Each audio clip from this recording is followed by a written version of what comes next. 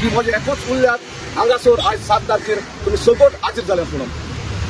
आयज हो उलो मारूंक कारण अशें जावन आसा आमचो गोंयचो साहेब फ्रांसीस झेवियर हाचेर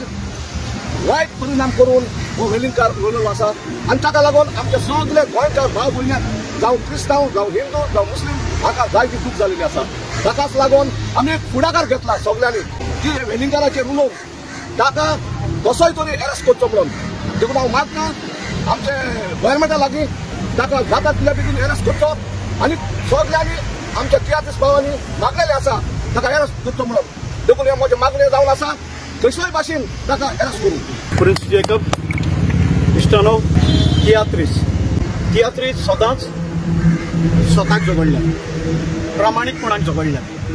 आतां असो आवाज जालो की ह्या दिसांनी सगळे कडेन मोर्चा काडले तियात्रीस ना पूण आमचे कांय तियात्रीस आसले पूण तियात्रीस ना म्हणून तियात्रीस ओगी बसूंक ना तियात्रिसांनी जाता तितली कातरां काडली युट्यूबार घातली संवसाराक पावयली की गोंयांत अशें चलता